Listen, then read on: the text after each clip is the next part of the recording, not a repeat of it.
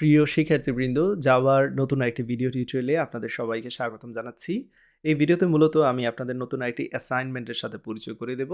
ইতিমধ্যেই আপনারা লুপ সম্পর্কে অনেক কিছু শিখেছেন। এবার লুপ ব্যবহার করে ডেফিনিটলি কিছু অ্যাসাইনমেন্ট করার দরকার। তবে প্রথমেই যে অ্যাসাইনমেন্টটা এখানে দেখতে পাচ্ছেন, অলরেডি আমার মনে হয় একটি অ্যাসাইনমেন্ট আপনার ফর লুপ নিয়ে করেছেন। এবার যে অ্যাসাইনমেন্টটি করবেন, এখানে for loop, while loop, do while loop যে কোনো কিছু ব্যবহার করতে পারবেন। বাট এই অ্যাসাইনমেন্টের উদ্দেশ্য হচ্ছে ইউজার আপনাকে একটি ইনপুট দেবে, সেই নাম্বার যে কোনো কিছু হতে পারে, 4, 5, 6, 8 ডাজন্ট ম্যাটার।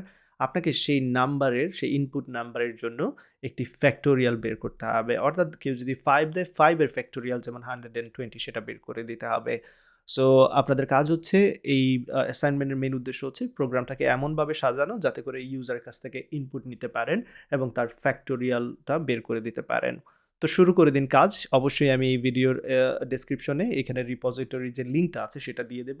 চাইলে এখানে আসতে পারেন, এই কোডটা কপি করতে পারেন। আদারওয়াইজ আপনারা আপনাদের কোড এডিটরে নতুন করে শুরু করে দিতে পারেন, যেহেতু এখানে আসলে তেমন একটা কোড নেই।